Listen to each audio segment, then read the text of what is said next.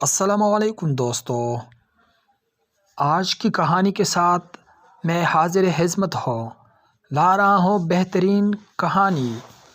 ایک بادشاہ ایک دن اپنے وزراءوں سے کہہ کر ان کو حکم دیا کہ تینوں ایک ایک تھیلا لے کر باغ میں داخل ہوں اور وہاں سے بادشاہ کے لیے مختلف اچھے پھل جمع کریں۔ وزراء بادشاہ کے اس عجیب حکم پر حیران رہ گئے اور تینوں ایک ایک تھیلا پکڑ کر الگ الگ باغ میں داخل ہو گئے۔ پہلے وزیر نے کوشش کی کہ بادشاہ کے لیے اس کی پسند کی مزیدار اور تازہ پھل جمع کرے، اور اس نے کافی محنت کے بعد بہترین اور تازہ پھلوں سے تھیلا بھر لیا۔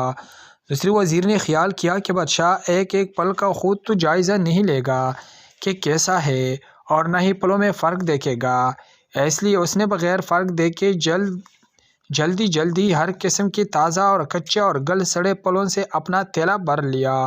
اور تیسرے وزیر نے سوچا کہ بادشاہ کی توجہ صرف تھیلے بھرنے پر ہوگی، اس کے اندر کیا ہے اسے بادشاہ نہیں دیکھے گا۔ یہ سوچ کر وزیر تھیلے میں گھاس پھوس اور پتے بھر لیے اور محنت سے بچ گیا اور وقت بچایا۔ دوسرے دن بادشاہ نے تینوں وزراء کو اپنے تھیلوں سمیت دربار میں حاضر ہونے کا حکم دیا۔ جب تینوں دربار میں حاضر ہوئے تو بادشاہ نے تھیلے کھول کر بھی نہ دیکھے اور حکم دیا کہ تینوں کو ان کے تھیلوں سمیت 1 ماہ کے لیے دور دراز جیل میں قید کر دو۔ جب بادشاہ نے تینوں کے تھیلے کھول کر دیکھ لیے تو حکم دیا کہ تینوں کو ان کی تھیلوں سمیت 1 ماہ کے لیے دور دراز جیل میں قید کر دو۔ اب اس دور دراز جیل میں تینوں کے پاس کھانے پینے کے لیے کچھ نہیں ہے سوائے ایسے تھیلے کے جو انہوں نے جمع کیا تھا۔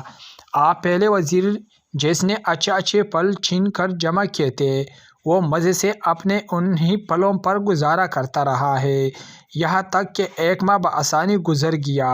اور دوسرا وزیر جس نے بغیر دیکھے تازہ خراب تمام پھل جو گلے سڑے پھل جمع کیے تھے، اس کے لیے بڑی مشکل پیش آئی۔ کچھ دن تو تازہ پھل کھا لیے، لیکن پھر کچے اور گلے سڑے پھل کھانے پر پڑے جس سے وہ بہت زیادہ سخت بیمار پڑ گیا اور اس تکلیف اٹھانا پڑی۔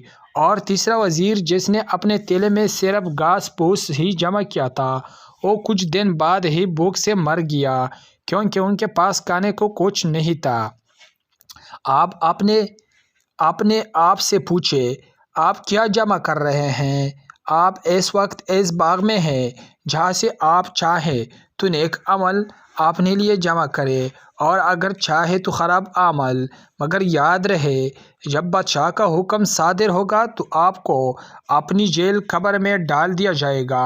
ایسی جیل میں آپ اکیلے ہوں گے جہاں آپ کے ساتھ صرف آپ کے اعمال کی تیلی ہوگی، تو جو آپ نے جمع کیا ہوگا وہی آپ کو وہاں کام دے گا۔ تو آج تھوڑی سی محنت کر کے اچھی چیزیں یعنی نیک اعمال جمع کر لے اور وہاں آسانی اور آرام والی زندگی گزارے۔ مزید اچھی ویڈیوز کے لیے ہماری چینل کو سبسکرائب کر دیجیے اور بیل کا بٹن دبائیں تاکہ ہماری اچھی کہانیاں اور ویڈیوز آپ تک بآسانی پہنچ سکے۔ آپ کا